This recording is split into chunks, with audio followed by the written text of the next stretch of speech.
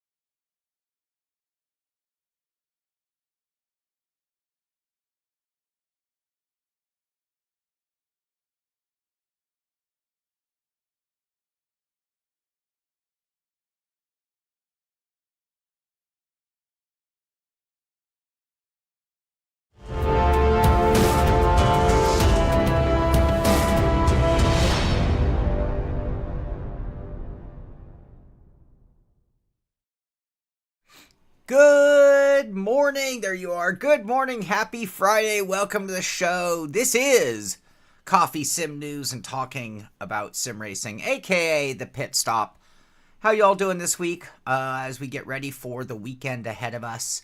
I am, let's say, I was going to say I'm in a bad mood. I'm not in a bad mood. I'm in a good mood.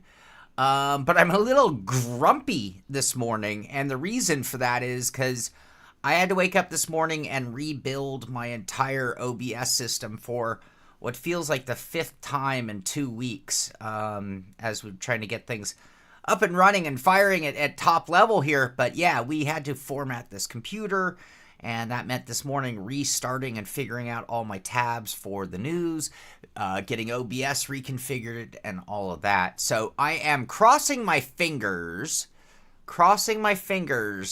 that it holds together, that it's smooth, that it looks and sounds good. Now, pit stop is one thing. We'll see how it gets to racing soon, but right now we're just hoping we can do the basics. But so far, so good. So that has me optimistic and ready for a good weekend. News-wise, I don't have a lot to talk about sim racing news. There's not a whole lot going on this week, a few things. So as I always encourage you guys to do on Friday mornings with me here on this show is if there's something in sim racing that you want to talk about, perhaps it's content that's released recently, perhaps it's hardware that you're thinking about or considering, maybe it's something that went on the racetrack that you want to talk about. That's what we're here for. So, you know, it's coffee. We're here for a cup of coffee, enjoy our morning. So cheers to you all. We're here for sim news. I have some sim news to talk about, and of course, just talking about sim racing in general. Hey, Fabs, how you doing? Great to see you here, part of the show this morning. Haven't seen you in a very long time. So yeah, anyway, with all that going on, what do I have to talk about myself? Still working on the studio. Little subtle changes being made here. Got a bunch of projects that I'm working on. My list of reviews is extremely long. Like, I am booked through summer at this point. Well, I have room for more, but we have a lot of good stuff that we're working on. Amir's got a lot of good stuff that he's working on. We've got our summer fun leagues going on. We've got, it's good times upon us here in 2023 as the summer kicks off. Yesterday was the summer solstice. Jonathan, good morning to you. PS4, good morning. Ken, Tom, Joa. What up, Joa? Oh, do you mean that blue saber? Is that what you mean? Again, we're working on some aesthetics things here that are pretty cool going on. Lighting effects, audio effects, camera effects, scripting changes, personality changes. So much going on. All right. So my latest video, we only have really one to talk about, is my 50 cent This changes fix. everything we know about tinnitus. Neurologists I have found tinnitus. that Do you guys? tinnitus Anybody else have that shit? Is this loud? Hey Andrew, how you doing? All right, so how many of you guys have had this issue? Hello, Sim Racers. This is the Sim Pit. I'm Sean Cole, and over the years, I have tested a lot of different triple screen configurations out there. We could be talking about DIY versions that I've built. We could be talking about retail versions that we purchase for ourselves, or we could even be talking about commercial applications where they spend the big bucks to get perfection. And I am fascinated, or blown away, or even disappointed to see a huge gap between the wallpaper, the bezels in a lot of scenarios out there. And when we might spend $1,500 or maybe even as much as $2,500 putting I'm not going to play the whole video. It's not very long. It's only 3 minutes if you haven't watched it. Between the monitors, it's like having a hole in your boat. I sawed this boat in half and repaired I it sawed with this only boat in flex half. tape. Not only does flex tape's powerful adhesive hold the boat together, but it creates a... I had that little gap between bezels, and it was very annoying, and it was something that I really wanted to take care of. So I did have a 50-cent idea for a $2,000 fix, and I guess I have to thank Phil of Flex Seal for this, because I just grabbed a roll of duct tape and I peeled a section off about the distance of my bezels, and I ran that piece of tape down the back side of the monitors to cover the gap from behind. And just like that, there's Presto, no more light coming changeo. through from between the bezels, which completely breaks the immersion. David asks, that's a great idea. Maybe that would be our next best video. I don't want to do another rap video or anything because it would be redundant, right? But I think that's a really good one. Maybe you could send me a message on Discord so I don't forget, because that's something maybe we just have to figure out what the infomercial should be. Those are 32s, Tom. 32s. So, yeah, Joa mentioned he's used or heard people use peel and stick Velcro for this solution. That would work. Somebody had mentioned using the bezel hiding kit, but the problem with that is it's actually going to enlarge the gap. You're going to see even more light because it's going to amplify it. Yeah, and for me, I got to tell you, I've seen this in some really, really expensive applications, and and there are other things you could do, and I've done them as well. You can always put your center monitor just a little bit forward of the side monitors and tuck them in so that you overlap the bezels. That's a really good technique.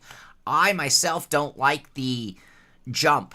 I prefer to have the monitors as close together as you possibly can, rather than create a different distance by doing that. But it is effective and it does work.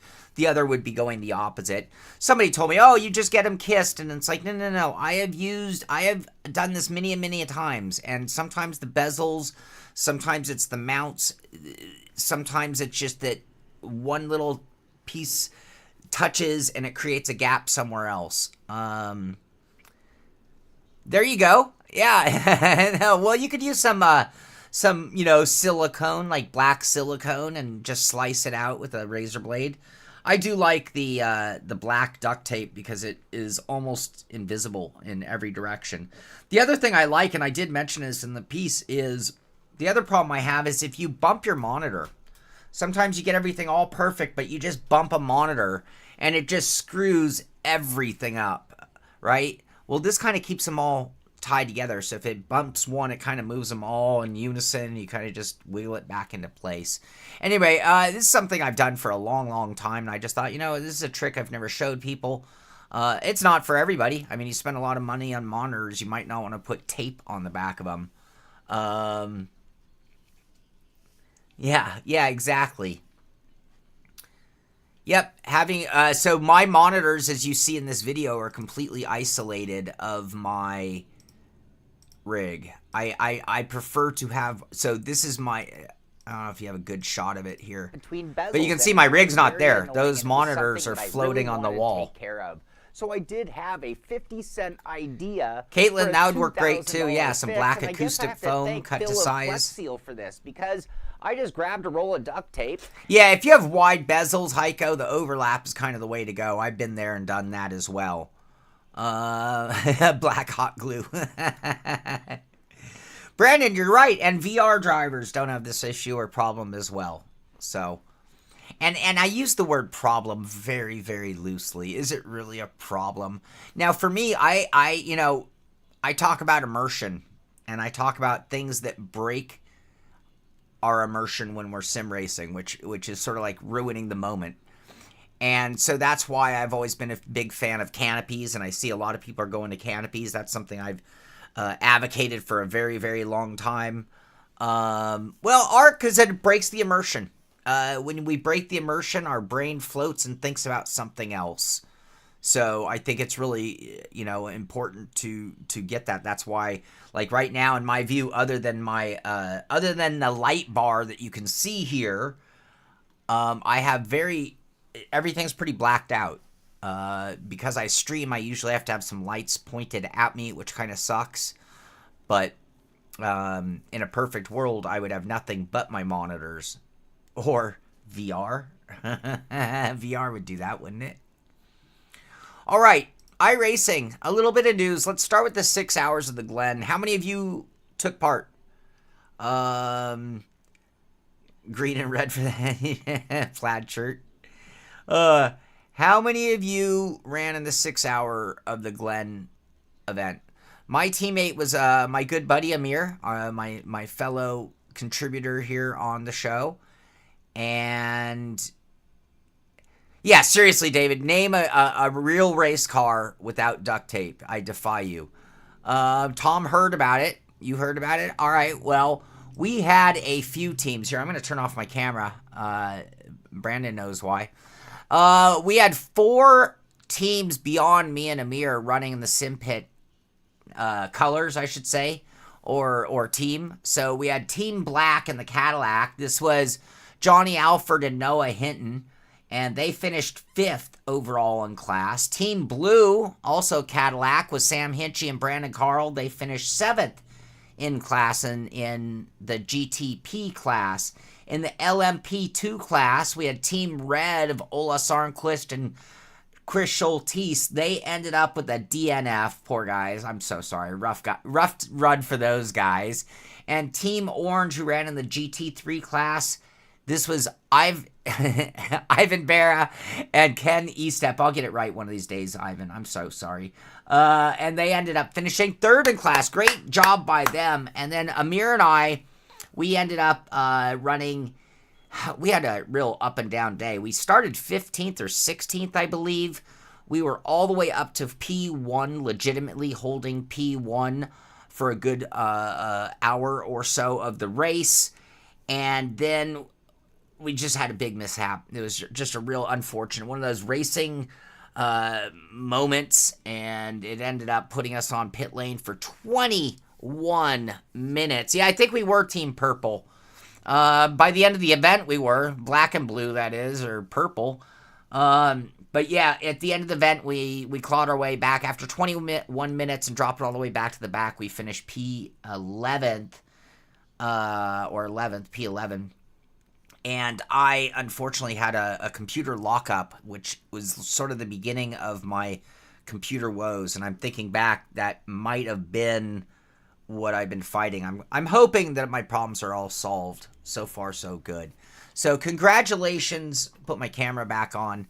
Congratulations to all our teams. Congratulations to everybody who ran, whether you're with the Sim Pit or not. It was a great event, and a lot of people. We have a final count here for iRacing, too, if I'm not mistaken. Where was that? We had one. I saw it. Here we go. Thank you, everyone showed up to Glen. Another amazing community event with 7,664 drivers, 3,435 teams, 70 splits, and 1.5 million miles driven. Very, very cool. I don't know if anyone doing it through solo or not. Hey, Brandon, how you doing? So, and I just told you how I did in my race, or how we did in our... All right, I think that's all we have to say about iRacing today, you guys. All right, what else? Yep, we talked about that. Assetto Corsa. So Assetto Corsa, not Competizione. Let's be clear. We're talking Assetto Corsa. On the 19th, so 4 days ago, they have a lot of exciting news in the world of Assetto Corsa coming that they can't wait to share. So when we go here, we now have an AssettoCorsa.gg website. Assetto Corsa, not Competizione, you guys. Feel the beat. What's that?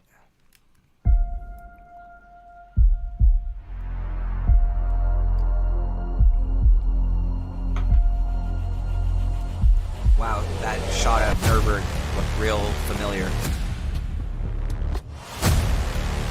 Sounds like music that I better turn off. Sounds like some dubstep. Had me. It was so slow I didn't realize we were listening to music.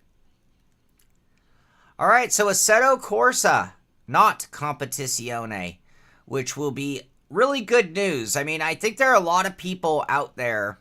Fifi's for everyone. I think there are a lot of people out there. Here, let's get serious about this one, right? Hold on. I think there are a lot of people out there who have been disappointed. They're fans of Kunos. They're fans of Netcar Pro. They're even fans of Assetto Corsa. And I think there are some of those people who might be disappointed with what became Assetto Corsa Competizione. And I'm not trying to get here, turning this into a fight. I am not trying to piss on anything here. I am just saying I think there's a certain amount of fan base that remembers Netcar Pro so fondly for how hardcore a simulator it was, and made some considerations or excuses for Assetto Corsa by comparison, but maybe Competizione was a line crossed too far. And I think a lot of those people are going to now be back thinking, okay, but now we're back to Assetto Corsa. Could this mean open modding? Could this mean a more hardcore simulation model? To me, well, I'll tell you what, that's not a great sign right there, is it? Or is this just Competizione without the Fanatic Blancpain GT3 series attachment? Is that all it is? More of an open usage of the exact same physics, the exact same drivability. I don't know. If that's the case, I'll admit I'll be disappointed. I'm not gonna be shy. I'm not gonna be shy about it. If this is just Competizione with other series ability, I'll be a little bit let down. Caitlin, yeah, you're right. PS4, so ACC is alright. It's just that it's just only GT car. And ironically, what do they show us? A GT car. What are they mostly showing us? Well, there you go. You got an old Cobra. You got an old Alpha. So, alright. Anyway, so that is big news, though, right? Assetto Corsa. It's hard to say it without Competizione. Console sim racers, the moment you've been waiting for has arrived. GT World Challenge 2023 DLC, along with the 1.9 physics update, has arrived to Xbox and PlayStation. That's also new. I think that's all we had from Assetto Corsa. Oh yeah, register for the next year's version of the real race, the Super Trofeo Esport, and win a chance to become an Automobilista Lamborghini Esport driver. And that's a real deal. A real opportunity for people who excel at Assetto Corsa Competizione, by the way. And that is it, right? That's it. That's all I had. Yep.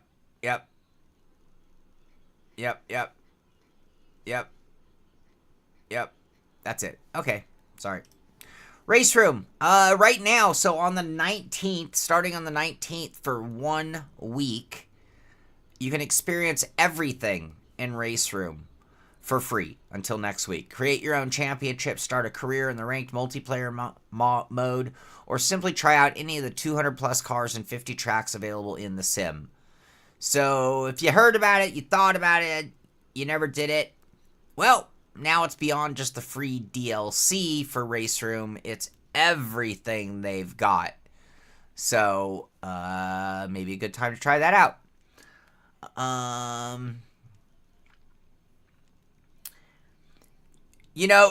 All of our series are just 100% driven by attendance. So, whether you're talking about Wreckfest and Days of Old, or I got us a server. We used it. We had a really good attendance for a while, and then it dropped off, and then it's like, all right, well, there's really no point in paying for a server for 3 or 4 people. Now, should we revisit such things? Sure, periodically we probably do need to. Same thing with like our SRS series. We had really good attendance, then it started to drop off. And then we ended up switching to another format, going with the Sim Racing GP, and it's It's all about racing me. Fair enough, Brandon. That is a fair enough. You and I have talked about this. And I think the best way, if I were, right now I'm still trying to figure out the right balance. And everything I do has to be about the growth of the channel as the most primary interest. And I'm going to use the word survivability. If the sim pit's going to stay on the air, it comes with a success of the YouTube channel, period. So as long as we can create things that do that, that's great. But see, I can't, so Heiko, I can't make the YouTube channel succeed and be here. See, it's such a shitty situation, and I don't mind being really open about it with you guys. But if I can't make the sim pit make enough money for me to be here, then I can't be here. And we flirt with that level every day. If we can get the sim pit thriving, it opens up more opportunity to do more things. I'm not a selfish guy. I always want to be able to create more things, do things for you guys, do things with you guys, do as much community stuff as we possibly can. It's not about money for me, but it is about survivability.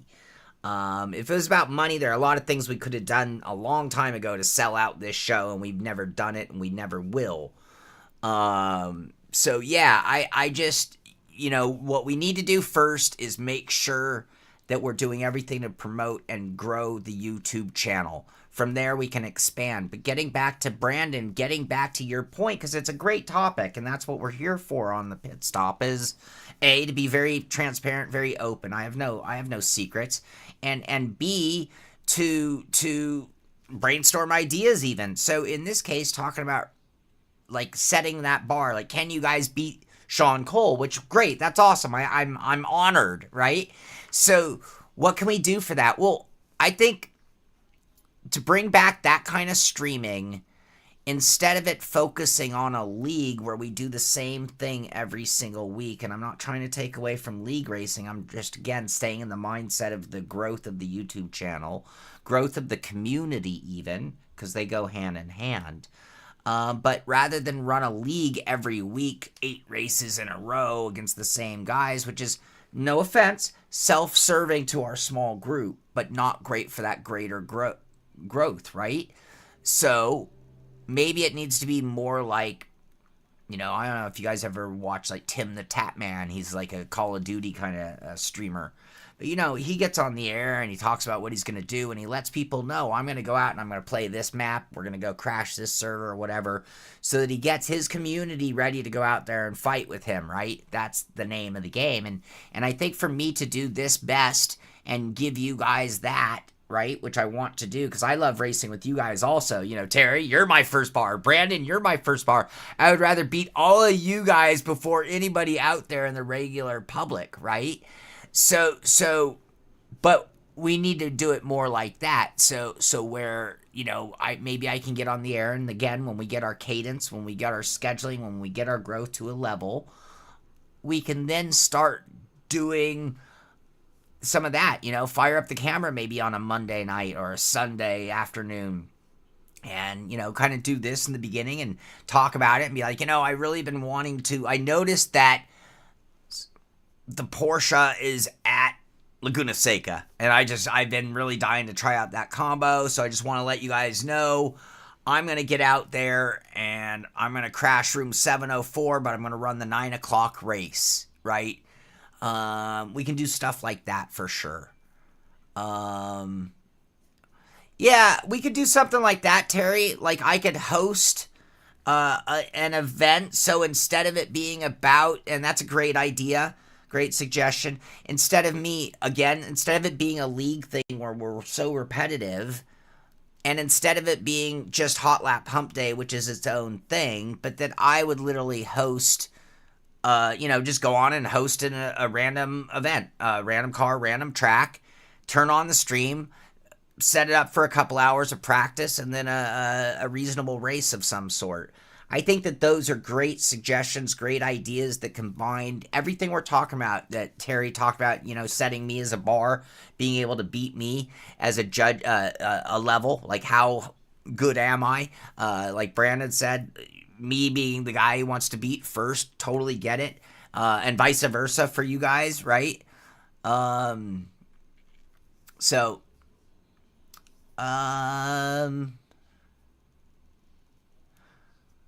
So, Tom, getting back to finances, you know, the 240Z is this close to being awesome, and it's this far from being awesome at the same time. And right now my budget for the car is very limited, but it's so high on my agenda. I haven't really, I don't know if I told you guys the real story of the Datsun. Take another rabbit hole. It's okay. We don't have a lot of news. I can already see the Reddit thread, and we don't have a lot of racing news to talk about because we're in our off season. But my Datsun 240Z. So I acquired that car in about 2000 from one of my best friends. His name's Jim. He's my riding buddy. You've seen pictures of him on the show because he's the guy I go motorcycle riding with. Our 10-day, to Washington and back ride was with him. We used to mountain bike race together. We used to cyclocross race together. I've known him since I was like 22 years old. So I've known him a very long time. Anyway, his father passed away. This Datsun was his father's midlife crisis / prized possession. And it went into Jimmy's hands when his father died. And Jim wasn't really a car guy. And so it just kind of sat and just kind of like, dead battery and filthy and redwood fluff, and the interior got moldy. And so anyway, I offered to buy the car with the ability for him to ever acquire it back for me. And I really, really enjoyed the car for a super solid decade. And then I no longer had a garage to keep it in, and then it became an anchor of my life, and I had to drag it around everywhere I was going. And it was like I didn't have the situation to take care of a car. I didn't have room in life for a hot rod, and yet I had a hot rod that I didn't want to and couldn't get rid of. So anyway, long story short, I am now back here, and I am really thinking about how to get back into the Datsun and bring it online. Now, I'm not sure if I'd want to chronicle it here or if I would literally start a new channel separately. Totally had nothing to do with this. That is just about the rebuilding of the Datsun. No. No. So the seat, actually I would love to, because I'd like to get some different seats. I have basically this seat in my Datsun. Or two of these in my Datsun, and I really wish I had never put racing seats in the car. The Datsun seats that were in it were complete loss. They're just totally trashed. So I need to get on that. Anyway, all right, Joe, thank you. Joe is trying to bring us back on track. But more to come in, or maybe both, Tom, or maybe both. So, all right, RaceRoom's free. Get over there and check it out. Ritza, this is cool, you guys. Rebuild it with the shopping cart. So, we talked some trash about Ritza in more recent times with the Ian Bell coming on board, or the melting of the minds between those two. Putting that aside, and they've been doing a lot of work. So you see a little teaser. You see some dirt? You see some dirt cars? All right, they have a whole write-up here where they're talking about Automobilista 2 version 1.5 physics development. So big update to the physics across the board. They now have their adrenaline-packed DLC to introduce Rallycross to AMS 2, which is a big deal. And that includes the little go-kart, the little fun carts. What do they call these suckers? These things are awesome. Rallycross carts. Rallycross carts are now part of it. And look at this. The shot looks pretty damn good, you guys. I will say that's an impressive looking shot. Further developments going on. Free content with the Sigma P1 G5. So a little paid content, little free content. Brandon, no, it's not a distraction. I don't mind taking a little distraction, right? For sure. Project Automobilista Cars 4.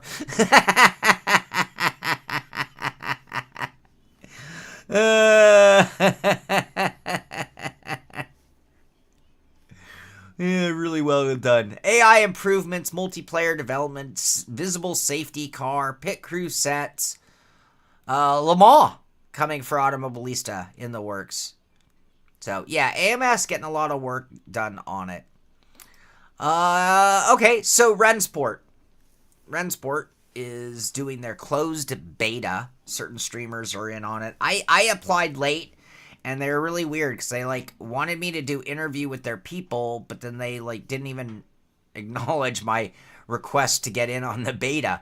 Funny. They literally wanted me to do an interview with their president, and they had 2 people they wanted me to interview, and I'm like, okay, cool, but their timing didn't work with our timing, and I was like, well, I'd love to be on the beta, and yeah, then it was crickets. Anyway, so they're showing, are seeing things, so as we try to learn what Ren Sport is all about, Monza, Spa, Hockenheim Ring, Nürburgring, Porsche, BMW, Mercedes, Audi. I always think of Porsche. I can't help but think of Porsche when I hear the word Ren Sport. I think it's a really odd name to use, and I can't believe it hasn't been fought with some kind of copyright of some sort. And then here we've got the Summit keynote for their thing.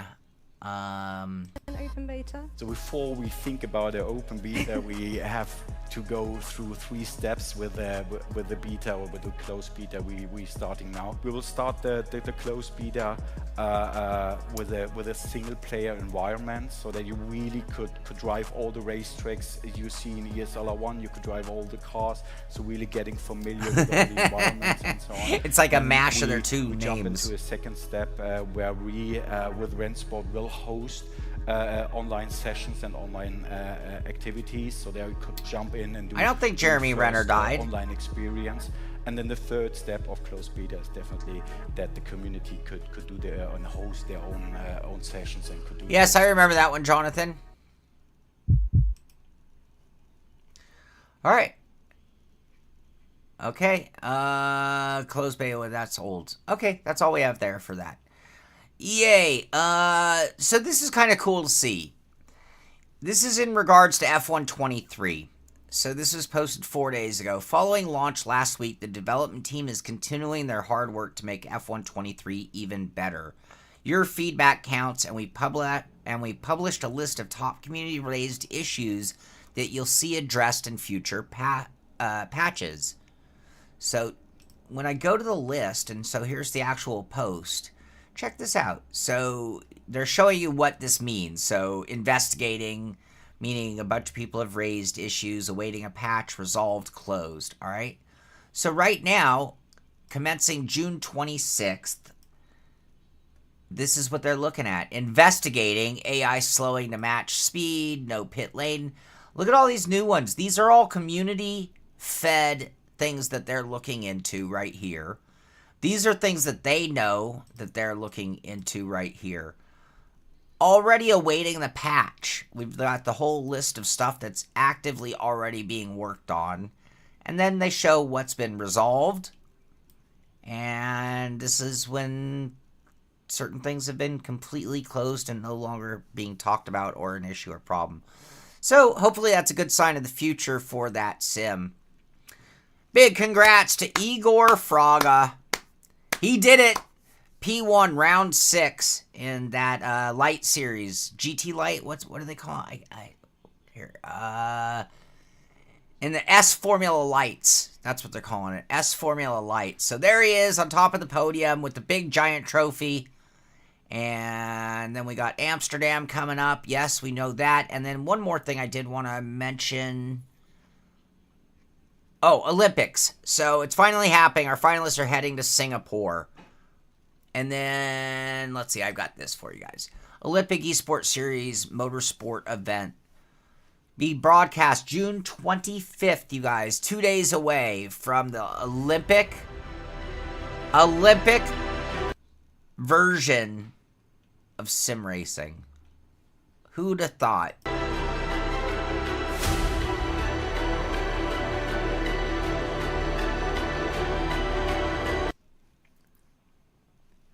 I would never have imagined.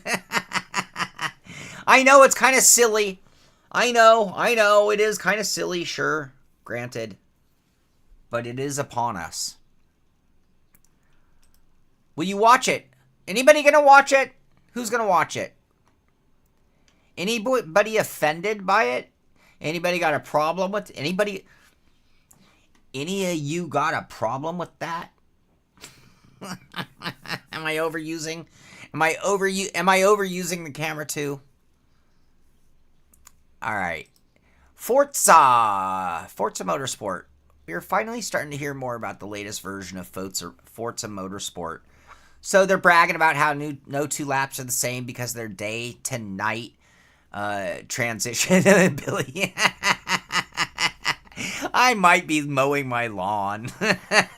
Joe, remember when the Olympics were for athletes? I do. So Chris Sasaki talking about building it from the ground up. Joined by Calvin Parker, So unfair Assistant Program Manager of for me. Cadillac Racing. And we're going to be talking about The latest slut of sim racing, no doubt. The Cadillac Racing V Series R. Vanders and Sebastian Bourdais for most of our longer races there, and then joined by some additional drivers for our endurance ones. So yeah, we're really excited. Yeah, about I this do car. notice I that, think Caitlin. not Esport only players represents like what to be Cadillac called means on the cutting edge of athletes. technology and performance, but also on the cutting edge of design. I think some as people well. consider chess an athletic sport. One of the things about the design of this I think people series, misunderstand the is to difference really between the bring word some of the sports actual manufacturer design and elements competition. to this kind of prototype platform. So we're kind of really trying to harken back to what you used to see on those old 1950s Cadillacs, right? The vertical tail fins and things like that. Anyway, what they're basically telling you is it is going to be exactly like driving that Cadillac in real life. I agree, Brandon. I'm not a big fan of most prototype looks. I know you're ready. You've got this. The Cadivet looks pretty good. Alright, we're going to stop that so we don't demonetize over Forza Motorsport. Okay, June 19th is when this was posted. This is at Moza Racing. What's that? So, for those with a keen eye, do you see anything? If you just knew, because it's at Moza Racing, if you knew this was a Moza Racing wheel, do you see anything different?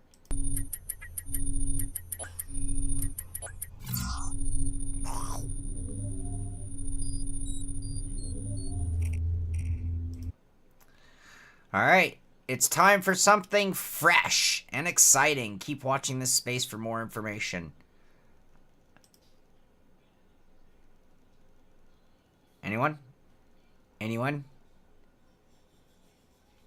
Anyone? Bueller? Alright, it's time for something fresh and exciting. Keep watching this space.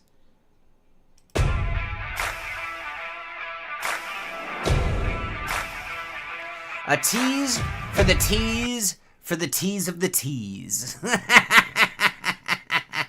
Are you teased? Let's see, 7 days. Anyway, oh.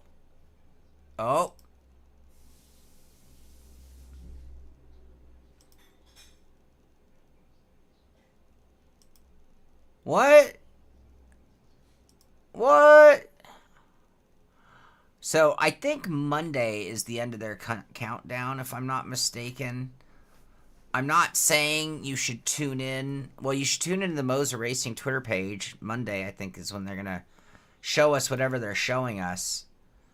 Showing us quite a lot, actually, if you think about it.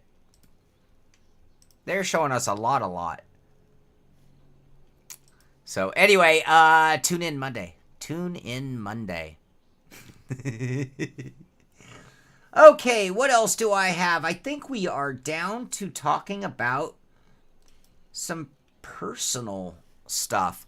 Congratulations to Roger Clark.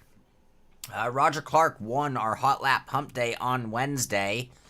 I know there was a little controversy about some things that went on during the race, but as far as I've heard, there was no formal appeal of any kind filed and no changes, and Kevin actually posted this pic.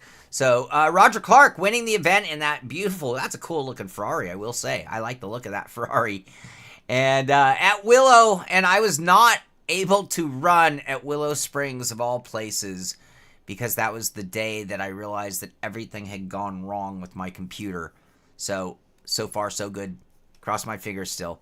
All right, in the SimPit Rally League, our only active points series going right now, ICH Motorsport won the Argolis Stage 6 over David S., finishing in second. 13-second margin there, with GT99 finishing in third.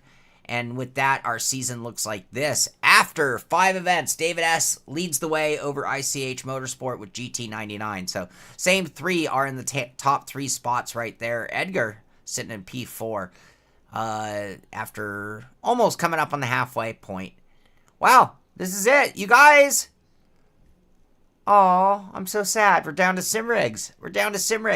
Let me make a quick announcement. So before I do look at some Simrigs and bring this show to a close, as you guys know, the SimPit Road Racing Series finished up a couple weeks ago.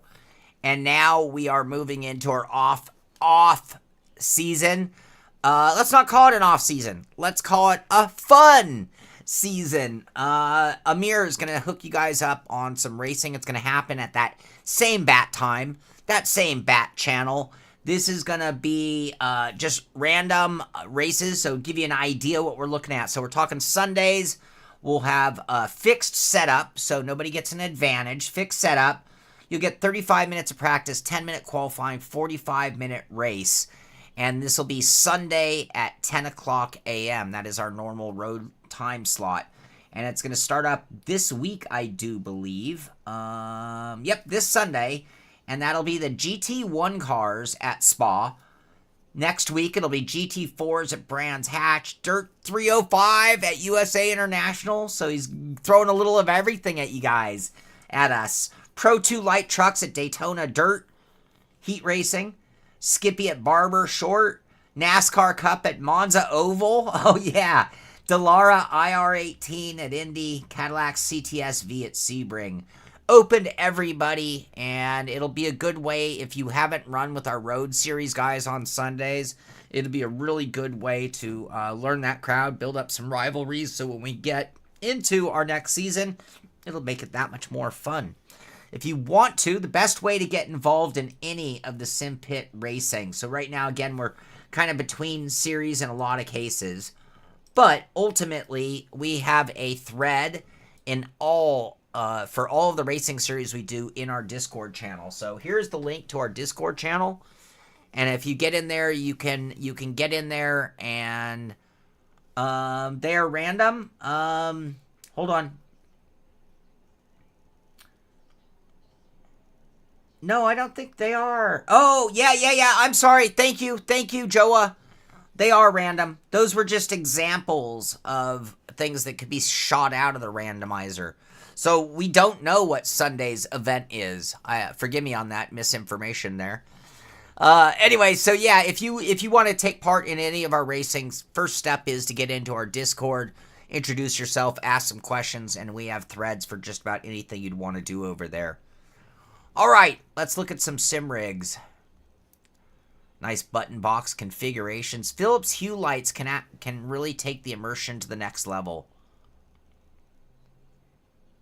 I'm not seeing what is Hue. Oh, there it went. He's getting some sunlight action. That's pretty cool. I've seen that done before. That's nice.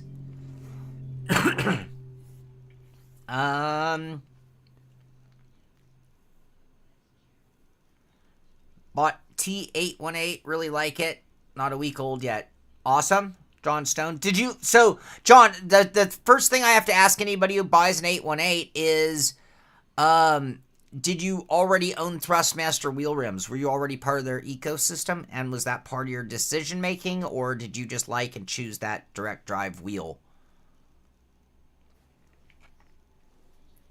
Alright. Aw, Dad, start 'em young. Yeah, you do. Definitely got to start them young. In a motion system, no less. Look at that. Now, wait a minute. So, he is resting his heels on the base shaker itself? That seems kind of crazy. That's kind of cray. There's a nice desk rig, you guys. Yeah, proper parenting, absolutely. So, you guys, is this... I don't consider this a mullet. I don't consider this a mullet. Do you guys think of this as a mullet rig, or is... Oh, shit.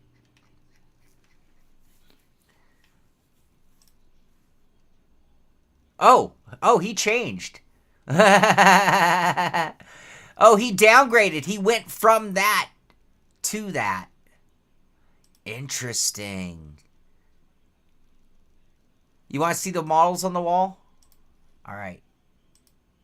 We'll do it. Come on. Oh, it's just opening a million I can't zoom in on it.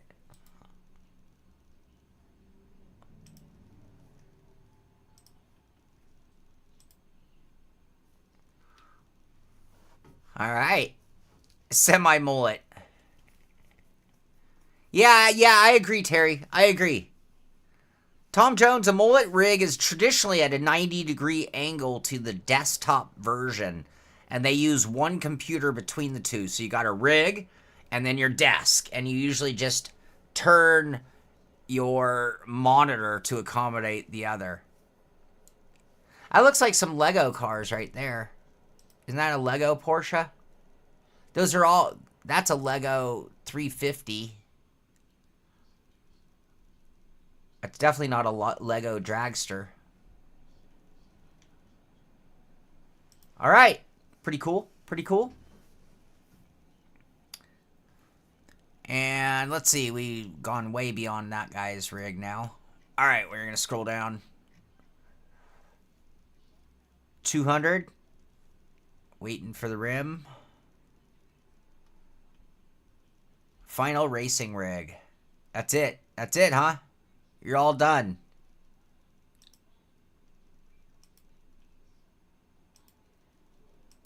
We say final. He thinks it's his final rig. You think that's your final. It's your final for now.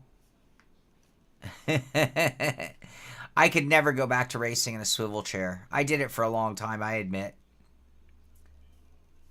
All right, another spring for elastomer.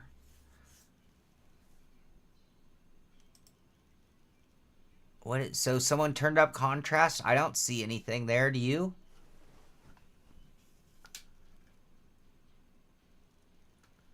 Oh, you can almost start to see something there, huh?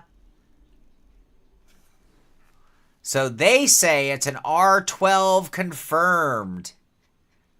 Very interesting. All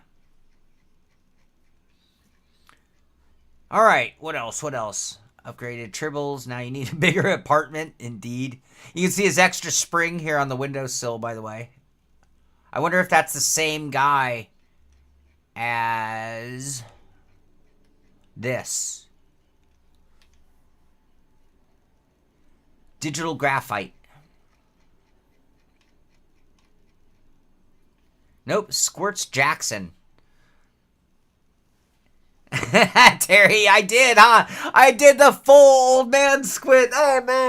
Oh, no. Fuck. BMW wheel. Cool, cool. Squirts Jackson. Squirts to read. iRacing FOV. I sent these guys an email and requested a review. I didn't hear back from them. John Stone, what did your message say? I didn't see a message from you, John.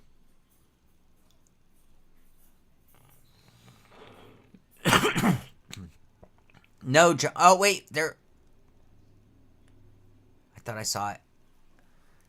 Oh, you bought... Oh, so did you answer? I didn't see your answer.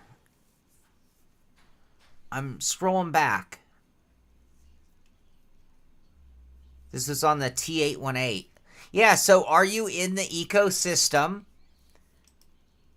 And is that why you went that way, or did you just see it and do it?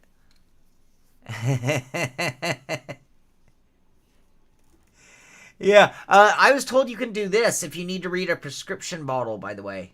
That if you do this, that it will actually help you read fine print stuff. I've yet to try it. Okay, John, yeah, I'm interested. And I love that wheel. It's a great feeling wheel. I think we're to the end, you guys. Oh, I'm sad. I don't want to go. I'm not done.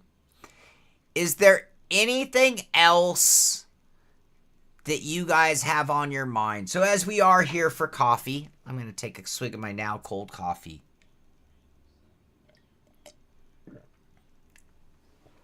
Tom, you do anything else in your guys' mind, you guys? We talked about the sim news. And you should show you want to send me a link, David? Can you send me a link? And weren't you going to remind me of something? David, can you send me a message on Discord? Is that doable for you?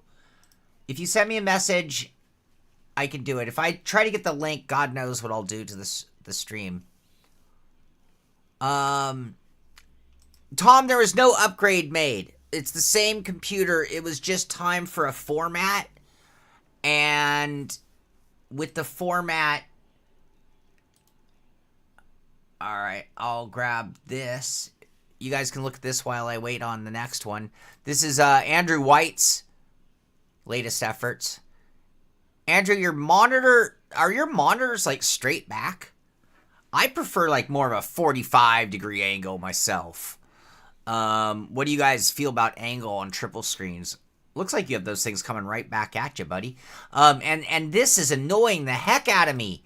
That right there is hurting. It's like I feel like I need to come over there, Andrew, and fix.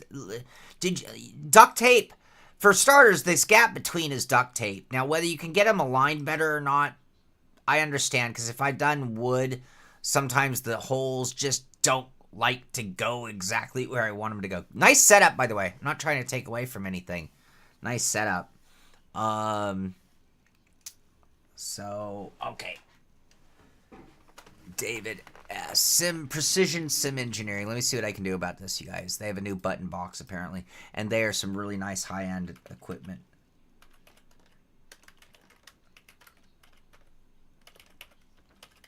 I'm trying to find it. There we go. I got it. Got it.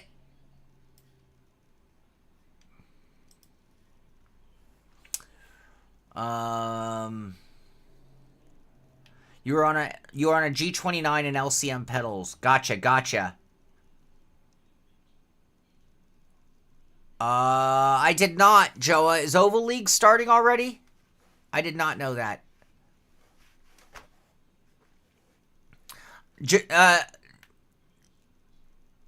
So you got it. Awesome. David asked you sent it. Thank you. I just found it, by the way. Thank you, though. Thank you. I appreciate it.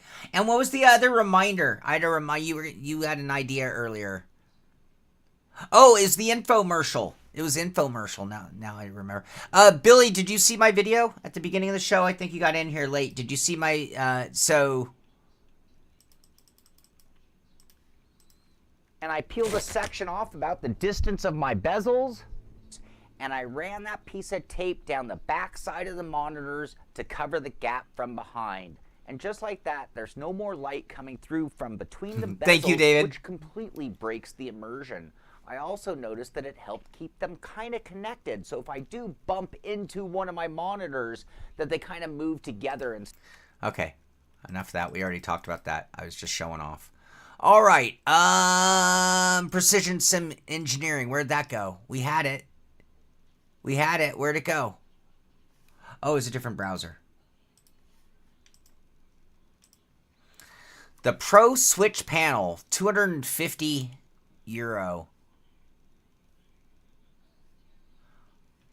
With its LED backlit control interface, the PSP captures your inputs and displays crucial in-game telemetry. That reminds me of the new Stream Deck, by the way. There's their mount. So you can change, those are little LED panels, so you can change them in the software. Oh no, I see how it is. It's all stickers. Wow, I had a button box like this 20 years ago. It was actually made for Flight Sim. And it was like a whole light up board that you could move the buttons around and turn the backlight on. It was only white at the time. And then you'd put stickers over it to get the impression. That's pretty cool. I think my issue with this is, couldn't you just get...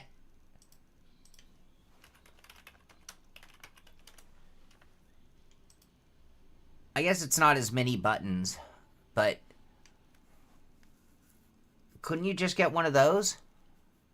And then you can make the buttons anything you want, or if you don't need the knobbies, because you can turn this into a button box, by the way. So what I've done, I don't know why I don't do it, and I probably should do a video on it. You can not only use that as a button box, but you can actually have that when you know how to program the Steam Deck to itself. When you really know how to use that thing to its best, you can have it run a macro. So you could have all your buttons that would just say like iRacing, Assetto Corsa. You could have it turn your VR on or off. So you could have it fire up iRacing with or without VR. So Stream Deck is really powerful when you use it. And then I believe, even going by memory, this has been a while since I did this. So when it fires up my Assetto Corsa, it can then switch to the buttons for within Assetto Corsa, including the actual... I mean, it's amazing what you can do. This thing is... They are such a waste of money because it's so not needed or necessary, and they are so awesome at the same time. So, yeah. Oh, yeah, I totally understand. I missed your guys' 90-degree angle. Yep. Oh, I missed your comment. Yep, Steam Deck. Yep. John Stone, I appreciate. 13 years is a long time of watching. I totally appreciate it. It means you've been sim racing a long time as well. We're missing it because it's not just a button box. Okay. Oh, it also... okay. So it also captures your inputs and displays crucial in-game telemetry information thanks to its integration with Sim Hub software. Well, Stream Deck certainly doesn't do that. 20 RGB illuminated switches, easy to read labels, ChromaWorks software, customized color palette. Unleash your creativity by choosing from the 210 high-quality labels. That's a lot of labels to choose from. And with PSP, Marshall flag. Through SimHub, you can display a wide range of information, including Marshall flags, spotter warnings, pit limiter animations, traction control, and ABS indicators. Okay, it does a lot more than Stream Deck. Let's see here. 2 multifunction joysticks, 7 inputs. Yeah, so that's pretty cool. That is a lot different than your average button box. I don't dance. All right, did we do it Joa, did we do it justice now? Did we do it right? That is pretty cool. That's a lot of things it can do. I want to get a new flag thing on my rig. It's time for me to get back to flags and some flashy lights and things like that. All right, you guys. Last chance, last opportunity. Anything else on your mind? Anything else you want to talk about? Any questions about the show, about what we're doing? Any suggestions, comments, anything? Now is the time, because I'm ready to kick off my weekend. I think, that's the thing, though. It's every time somebody makes something, it makes somebody else think, yeah, but what if I combine this with that? Or what if I added this to that element? And constantly taking us one step further. And so maybe, I always say different strokes for different folks. Maybe this is the perfect thing for one person, and maybe it's not for another person, but maybe it gives somebody else an idea like, oh, I never thought of incorporating iFlags into my button box now that we have backlit button boxes, right? Or, we talk about the 818, when's Thrustmaster going to get on it and incorporate that LED lighting into some iFlags or things like that. Okay. Tom Jones asked if I still have a drone. No, I got rid of my drone because I just didn't use it. I just didn't use it at all. Not at all. Andrew Slisson's the coolest car that I saw this week. There is a guy in my neighborhood who has like an original. The first year the Toyota Celica went to the square shape from the super roundy shape the original Celica was. The very, very first year of the hardline Celica, there's a guy in my neighborhood who I just saw this car the other day, and I told my friend, because he's lived here since, I was here back in the 80s. My friend lived here. I'm like, hey, have you ever seen? And he knew exactly what car I was talking about. It's this maroon Celica GT that is in like off the showroom floor condition. And it was one of those cars that was always one of my favorite cars back in the day. And it's just cool to see somebody who really appreciates one to that level. Dan, I reach out to Camus and they're so weird. I think we're just having a little communication issue. They want me to buy one on a heavy discount, and I'm trying to explain to them that I don't have the budget to do that. So we'll see. I am in talks with Camus. It's been a tough conversation. I don't think we're understanding each other quite well.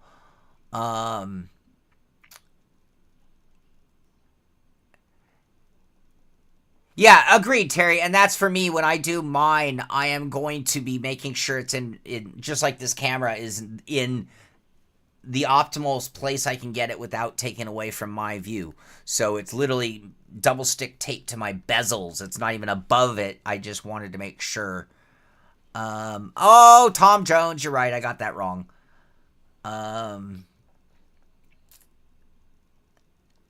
Let's see.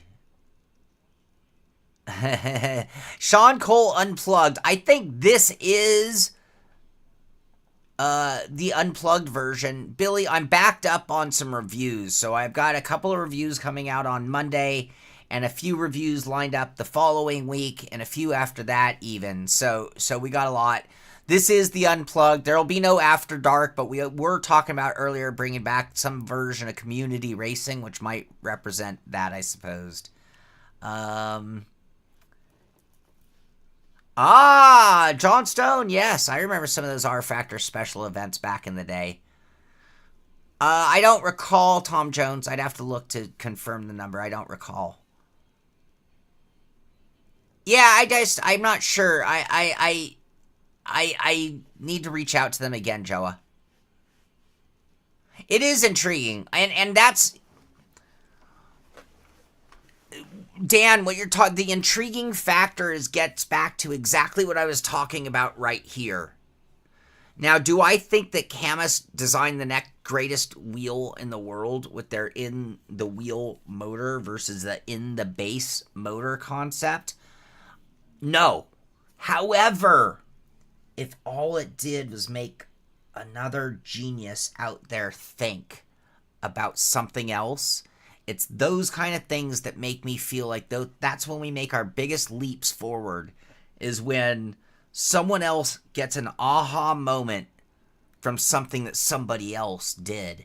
And I think when you think back to the greatest eras of creativity for humankind, that a lot of ideas were on the back of other ideas. They weren't just made up out of nowhere all on their own. So yeah, I just feel like that's where Camus might have really done something special. I think that's where this Pro Switch panel might have done something special, because I don't know what other ideas it inspired, but it's innovative, and when innovation happens, further inspiration happens from it. So we're in a really great time in sim racing, and it's been a great time for quite a while, and I think it's just going to continue to get that much better. And I think, I talk about prices of things coming down, and it's not so much that prices are coming down because of the Chinese companies, let's face it, but you know what is happening? Actually, prices are coming down. Fanatec dropped the price on their comparable wheel. Things that were new, and as a reviewer, I talk about this as well. If I'm reviewing a new rim today, magnetic paddle shifters aren't really a new idea. I mean, it would be rarer to get a wheel that didn't have them than it would to get one with. So it's become the industry standard. And now we're even seeing like backlit buttons on the wheel becoming the industry standard. And so like you don't even have to draw attention to what becomes the standard, right? Like, maybe if it's something abnormal or unique or different, but not if it's the normal. So I feel like things that would have cost us more money as an upgrade are now being included as part of the standard without a price increase happening. Yeah, well, or if you think, Joa, so if you think to some of the people, when we look at Reddit and you see the people on mullet rigs, or the people who are compromising with a rig on their desk, where'd that one go? It should be right about here. Where was it? I can't find it. You know what I'm talking about. There it is. But, when you think about these kind of scenarios here, the other thing you have to think about, and it's hard for me to remember this sometimes, and I don't even make that good a living, but when you're an adult and you have like your budget in order to an extent, it means that if you want or need something that generally speaking you can plan or allocate or accommodate yourself somehow, some way. I remember when I was in my 20s though, and like just needing a new bicycle seemed like an impossible thing to afford. I needed a new race bike that was going to be $1,800, and, I'm earning nothing and my rent's high, and, how am I ever going to get a new bike? And it would take shenanigans over 6 months or a year or 2 years to even pull off such a feat.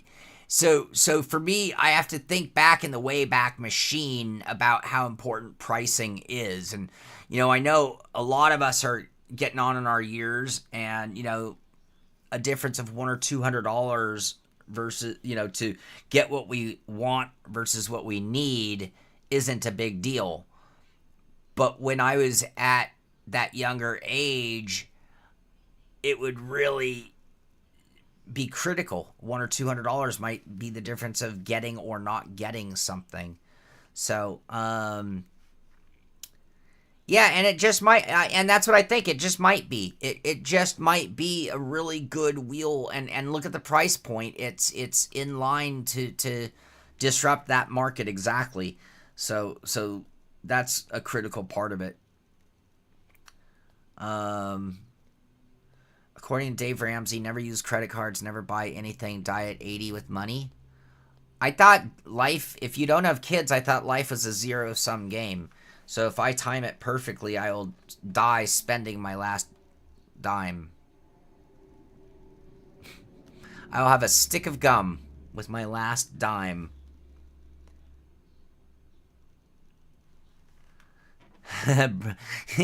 Billy, I noticed that too. Last time I did my first ride, it was my butt that wore out first. It wasn't the legs, it wasn't the lungs, it wasn't the back, it wasn't the hands, it wasn't the neck. It was the butt.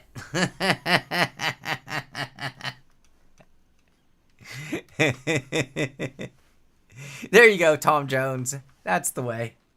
When I talk about riding, if I ever loosely use the word riding right now, unless I've specified, I probably mean motorcycle, because even though I have a really nice bike, I just am so not inspired. I don't want to work that hard. I just don't. All right, you guys. I think we've covered it all.